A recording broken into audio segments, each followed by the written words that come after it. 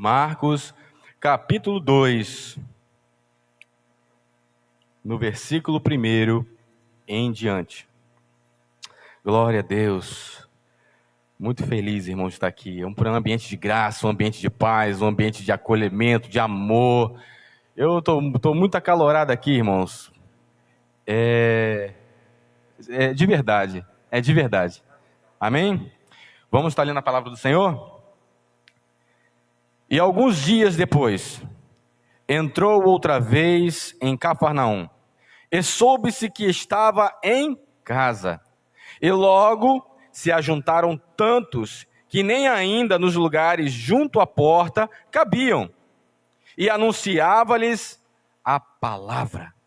E vieram ter com ele, conduzindo um paralítico, trazido por 4.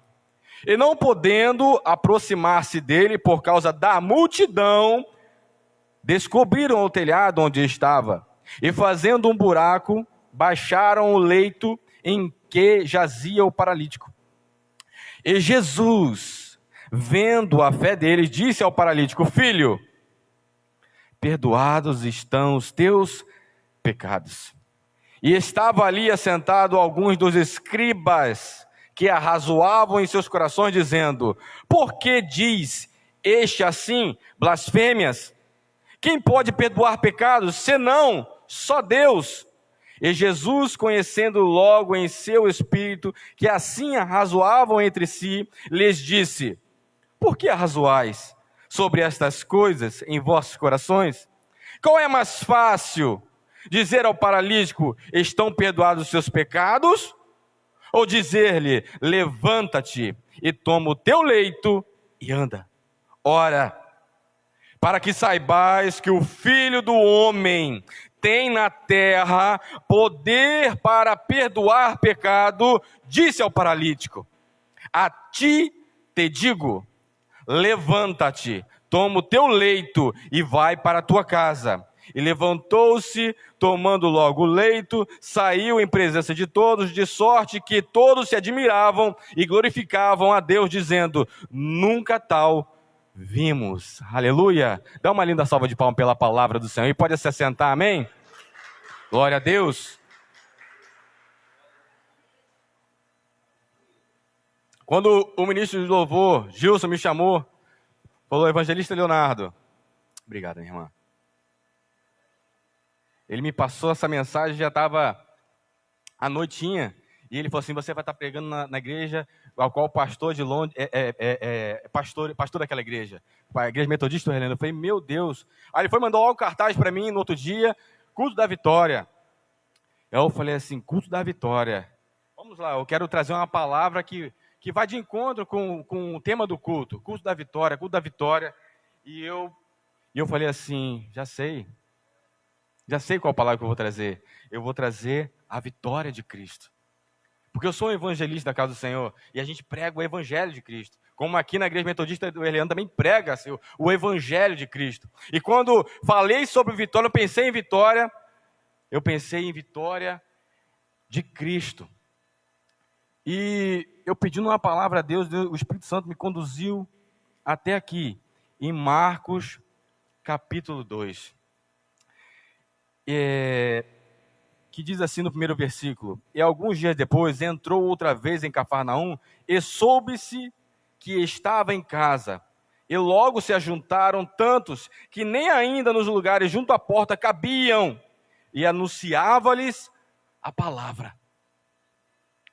Quando eu li esse versículo 2 aqui, que Jesus fala, que o evangelista Marcos fala, que Jesus estava na sua casa, anunciando e ensinando a palavra. Eu fiquei imaginando, ministro Louvor Jack, que palavra que Jesus estava ensinando naquele culto no lar. Qual era a ministração que Jesus estava ensinando, que estava pregando? E eu comecei a ler o Evangelho de Marcos. Eu comecei a ver o Evangelho de Marcos e a gente acaba vendo o que Jesus estava pregando. No capítulo 1 vem dizendo sobre João Batista. João Batista vem preparando o caminho do Senhor, pregoando o evangelho do Senhor Jesus Cristo. Arrependei-vos, raça de víbora, quem vos ensinou a fugir da ira vindoura? E João Batista pregava o evangelho do reino de Deus.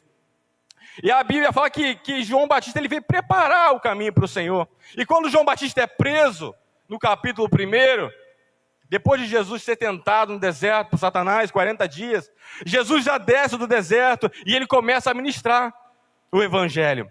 E lá, no versículo 14, diz assim, no capítulo 1 de Marcos, no versículo 14, diz assim: e depois que João foi entregue à prisão, veio Jesus para a Galileia, pregando o evangelho do reino de Deus, e dizendo: o tempo está cumprido, e o reino de Deus está próximo, arrependei-vos e crede no evangelho. Isso era o que Jesus estava pregando dentro de casa. Arrependei-vos, porque é chegado o reino de Deus. Arrependei-vos, arrependimento. Romanos 12 fala, após Paulo fala assim, ó: não vos conformeis com esse mundo, mas transformai-vos para a renovação do nosso entendimento. Você está indo em que direção à sua vida, a vida pecaminosa, a direção a espaço largo, ao inferno. E quando você aceita Jesus, quando você se arrepende, você dobra e você vira, você começa a andar em sentido contrário. Isso é você se converter, você se arrepender dos seus maus caminhos. E eu fiquei pensando durante muitos meses agora, como, pastor João, isso tem se perdido, como o evangelho tem se perdido. Já se passaram mais de 2000 anos, 2020 anos antes, que Jesus estava pregando esse evangelho de arrependimento.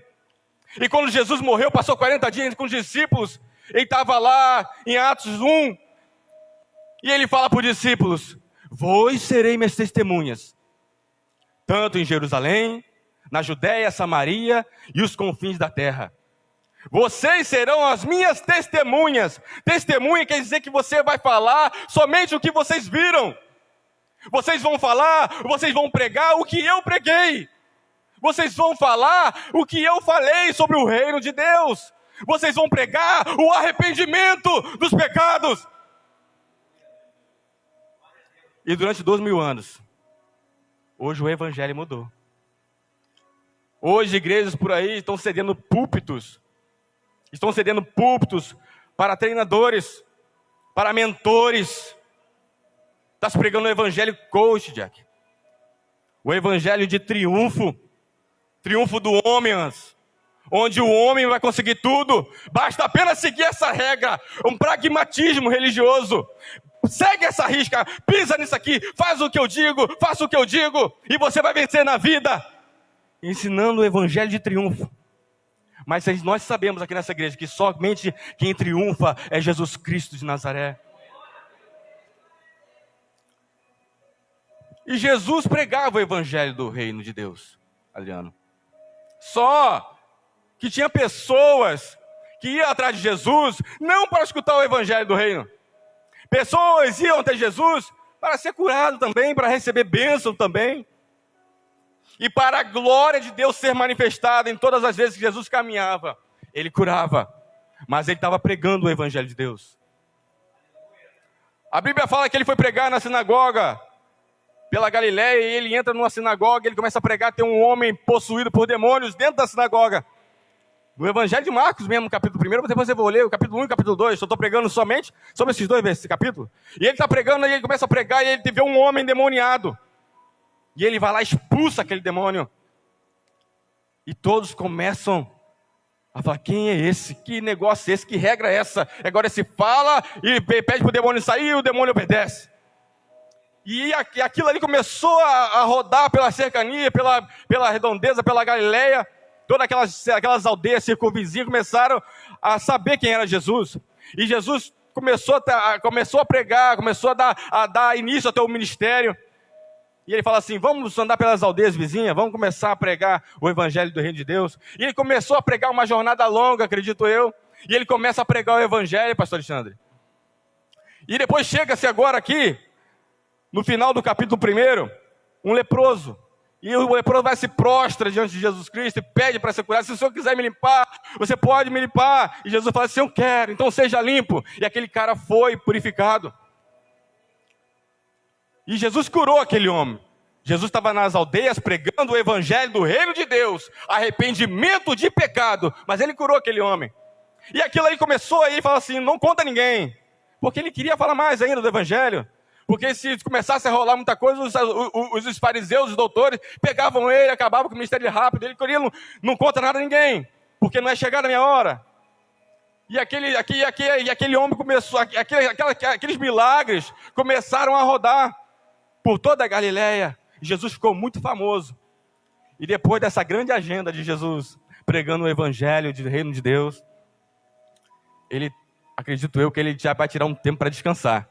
Ele disse assim, eu vou para minha casa, eu vou dar uma descansada, que eu estou cansado. E quando ele chega em casa, a multidão era tão grande, agora nós entramos no capítulo 2, onde nós lemos.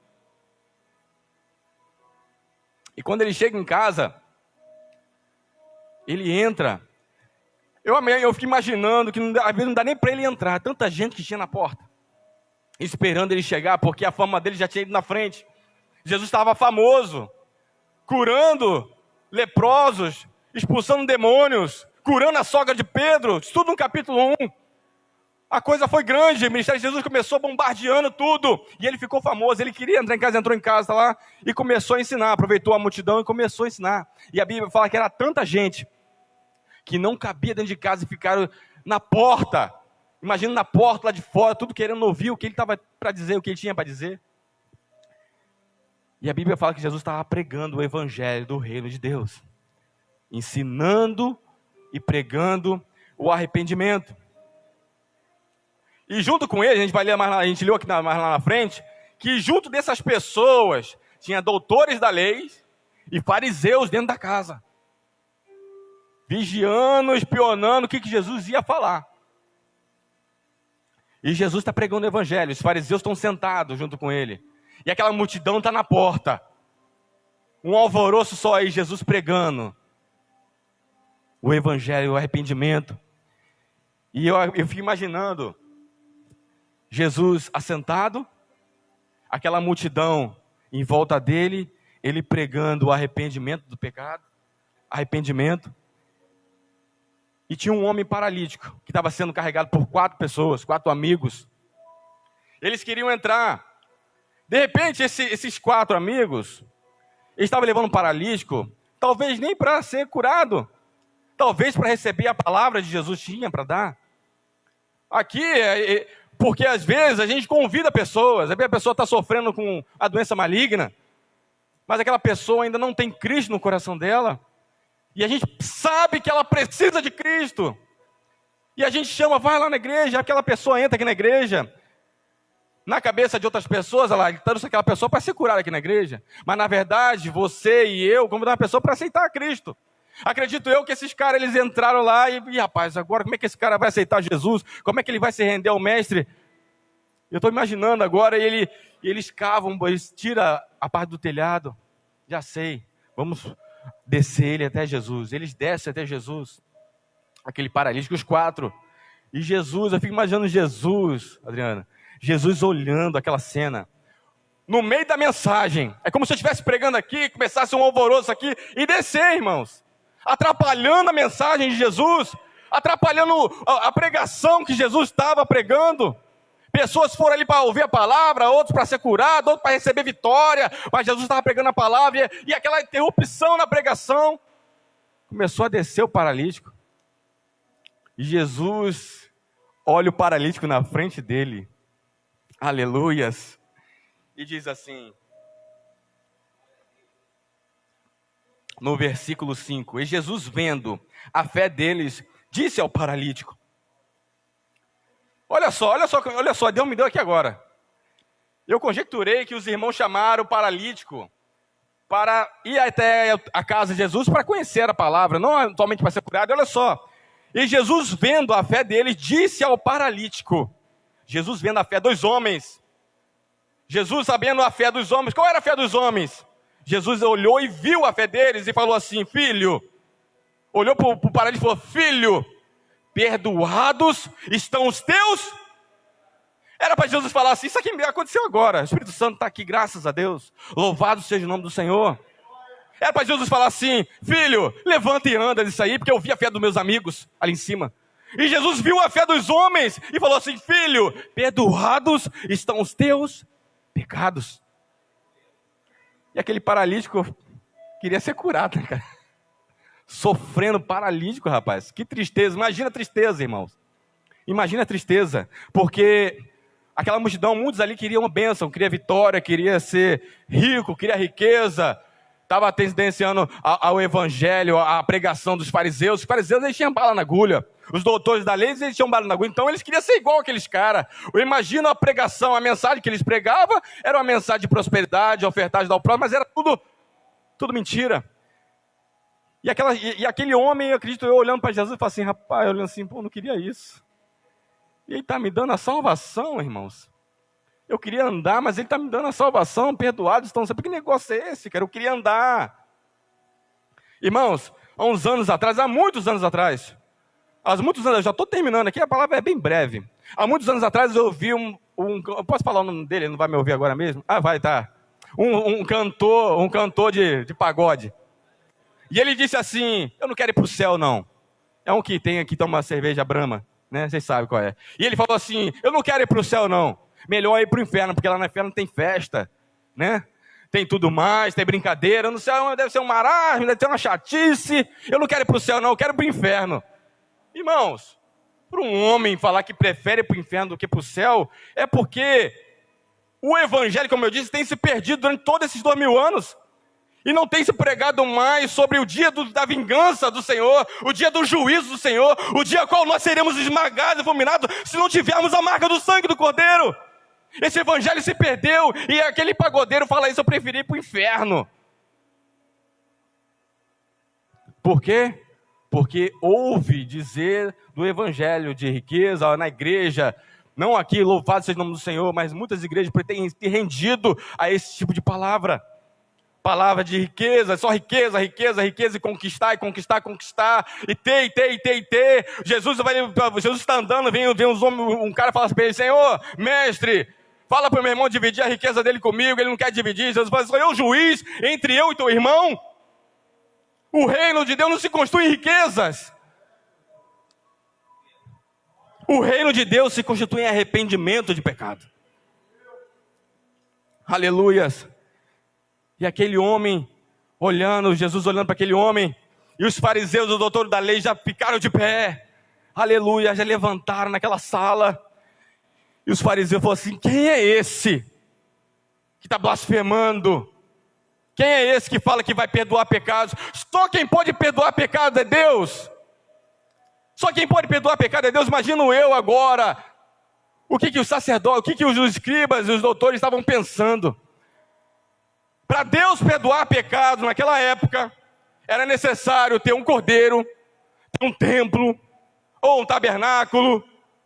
E o sacerdote vem, mata o cordeiro sacrificial por ele e pela família dele. Depois pega o outro cordeiro pelo povo e leva até depois, respinga sangue no véu.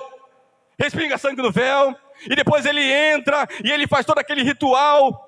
E aí vai jogar sangue com o dedo em cima da Arca da Aliança, a Shekinah de Deus, a nuvenzinha desce até a tampa do propiciatório, e quando a Shekinah de Deus desce sobre a tampa, aí o sacerdote sabe que todo o pecado daquele povo, inclusive o dele, foi perdoado. E ele começava a bailar, o sino da orla da roupa dele começava a fazer sininho, e todos sabiam lá fora que os pecados foram perdoados, e todo começava a glorificar a Deus. Lá fora, o povo todo. Imagina os fariseus e os escribas pensando nisso tudo. Só quem pode perdoar pecado é Deus. E outra, cadê o cordeiro? Cadê o templo? Cadê o tabernáculo? Cadê o sacerdote? Cadê a purificação com as águas? Cadê tudo mais? E Jesus pegou e colocou tudo isso dentro do bolso. Jesus pegou e botou toda a lei e falou assim, eu sou isso, eu sou a lei. E Jesus falou assim, qual que é mais fácil? E dizer para esse homem, perdoados estão os teus pecados, ou curar ele? Porque se Jesus curasse aquele homem, todo mundo ia ver. E se Jesus fala que os pecados estão perdoados, ninguém está vendo nada. Ninguém está vendo nada. E agora, já estou terminando. Eu vou passar o que eu vi aqui. Jesus mandou falar sobre isso aqui agora. Eu imagino agora, irmãos, Jesus olhando para aquele homem depois do que os sacerdotes, o que os escribas e os fariseus falou, e Jesus olhando para aquele paralítico. E quando eu olho para esse paralítico, irmãos, eu vejo a minha vida, eu vejo a vida de todos aqueles da humanidade toda, na terra, na vida desse paralítico. Porque o Evangelho de Lucas, no capítulo 5, quando a mesma passagem, ele fala, e Jesus fala assim para ele: homem, perdoados estão os seus pecados. Mas aqui em Marcos, eu gostei de Marcos, porque Marcos grifou bem e disse assim, e Jesus, vendo a fé dele, disse ao paralítico: filho, perdoados estão os teus pecados. Irmãos, eu olhando para aquele paralítico hoje, lá na minha cozinha, lá, eu medito lá na cozinha, eu estou sentado, eu comecei a ouvir o paralítico. Eu fiquei imaginando, irmãos, eu descendo na frente do Senhor Deus, em estado de degeneração, em estado de putrefação, porque é assim que nós somos quando não temos Cristo. Nós cheiramos mal, irmão. Eu imagino agora o Deus Todo-Poderoso como juiz, sentado no seu trono, onde jorra a justiça, olhando para mim que sou filho, olhando para esse paralítico, eu estou conjecturando agora, estou aplicando aqui na minha vida, na nossa vida. Deus no seu trono de justiça, tendo que aplicar toda a justiça sobre o pecador imundo. E o pecador sentado no banco dos réus, eu e você, quando não tínhamos Cristo, cheirando a podre, em estado de degeneração. Degeneração é ao contrário de ser regenerado.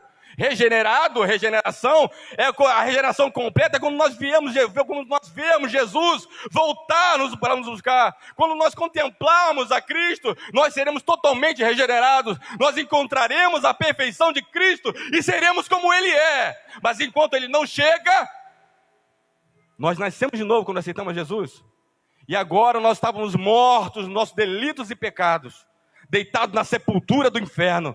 E a gente levanta e fala assim: pô, mas você está na igreja, mas você fala que é pecador. Eu sou um pecador arrependido. E eu estou em processo de regeneração ainda. E eu levantei da sepultura, todo podre, cheio de pecado. Eu imagino agora Jesus me colocando o meu nariz no lugar que estava podre, eu estava perdido, meu nariz, pegando a minha orelha que estava podre e colocando minha orelha no lugar. Eu estou caminhando. Até Jesus voltar, eu vou entrando num estado de perfeição, mas eu serei totalmente aperfeiçoado quando eu contemplar a Cristo Jesus. E agora eu estou imaginando o paralítico assentado na frente do Deus Todo-Poderoso, nós, podres, sentados no banco dos réus. E Deus falou assim: eu tenho que aplicar minha justiça sobre você. Você está fedendo assim porque você herdou a natureza pecaminosa de Adão. Irmãos, a gente acha que só Adão pecou, só Adão que foi desobediente. Nós somos desobedientes. Irmãos, se eu botasse um telão aqui e botasse as nossas vidas para rodar nesse telão, todas as imundícias e pecados que nós praticamos, ninguém ficaria aqui, todo mundo estaria correndo. Porque nosso interior é pecaminoso, irmãos. É como eu disse aqui, nós estamos em processo de regeneração. A Bíblia fala que não tinha um justo sequer, Romanos 3:23. Todos os pecados destituídos, estamos da glória de Deus. Todos pecaram, todos. Eu vou ter que aplicar minha justiça sobre você. Eu vou ter que te esmagar. Você está na minha mira e eu vou ter que destruir você. Você pecou contra mim e eu vou ter que aplicar a minha vingança. A Bíblia diz que o dia da vingança, na guerra do Armagedon, Jesus vai descer dos ares e vai esmagar aquelas nações que não têm o sangue do cordeiro sobre a sua cabeça, e vai esmagar como uva no lagar. E a Bíblia fala que vai dar sangue nos freios dos cavalos.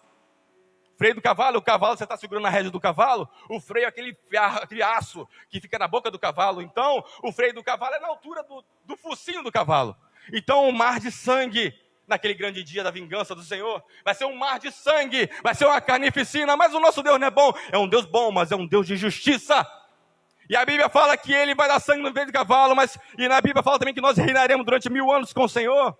Logo mais, não vou falar sobre escatologia aqui, mas ele fala que nós reinaremos com o Senhor durante 1000 anos. E como reinaremos num lugar podre, daquele cheio de carnificina, cheio de corpos? E a Bíblia fala que o anjo fala assim para as aves do céu: vinde para a grande ceia do Senhor. E todas as aves que comem carne vai vir e vai comer aqueles corpos, e nós vamos estar vivendo num lugar limpo.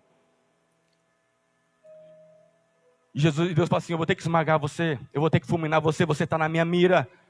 Porque você carrega uma culpa, e a culpa vai ser esmagada junto contigo. Eu imagino no auditório, no fórum, Satanás e seus demônios sentados por trás, rindo e ficando felizes, porque aquele homem, aquele ser humano que Deus criou, está sendo destruído e fulminado pelo próprio Deus que criou ele. E o nosso Deus de justiça, que muitos falam que o nosso Deus é malvado, e o nosso Deus no trono de justiça sentado. E eu imagino a lágrima de Deus descendo, Anderson. A lágrima de Deus descendo, eu falei: poxa, você fez tudo errado, cara. Eu queria habitar contigo. Eu fiz o homem para habitar entre eles. O propósito da Bíblia foi esse. Deus fez o homem para habitar junto com ele. Jesus, o verbo se fez carne e habitou entre os homens. A nova Jerusalém vem e Deus vai habitar com o tabernáculo santo junto com os homens. O propósito da Bíblia é Deus habitar com os homens. E Deus olha a lágrima descer e fala assim: cara, tu fez tudo errado. À tardezinha eu ia te ver. À tardezinha eu ia te ver, você com uma criança colocando nome nos animais. Isso aqui vai ser uma formiga. Eu imaginei meu filho, irmão, falando isso comigo. Pai, imagina Adão: Senhor, pai, isso aqui vai se chamar formiga, isso aqui vai se chamar vaca. Você vai dizer: vaca? Isso aqui vai chamar macaco. Macaco, lindo, meu filho, lindo. Toda tardezinha Deus vinha. Esse era o propósito da criação. E aquele homem que se era podre, saiu dos caminhos, podre, fedido, pronto para ser fulminado. E Deus se levanta do trono, e o Satanás e seu demônio pensando que Deus ia esmagar ele. E Deus é porque Deus é Jesus e Jesus é Deus. Jesus fala para Filipe: Filipe, tanto tempo eu estou convosco, e você não tem visto a mim. Quem vê o Pai vê a mim, quem vê a mim vê o Pai. E agora Jesus, o próprio Deus, todo-poderoso, se levanta do trono. E o Satanás pensando que ia ser esmagado o ser humano. E quando Deus se levanta do trono, e o ser humano já fecha os olhos, o próprio Deus, encarnado em Jesus Cristo, tira o homem dali e senta no lugar dele. E agora o Deus que fala por aí que é um Deus irado, um Deus amoroso, se levanta do trono e senta no lugar da esmagação. E a Bíblia fala que agradou Deus moê-lo. Por isso que ele foi levado no Monte das Oliveiras, um morro, um monte onde tem um monte de plantação de azeitonas. E a Bíblia fala que ele foi esmagado no Monte das Oliveiras igual a azeitona. E Deus agradou a moê-lo, esmagar Jesus Cristo no nosso lugar.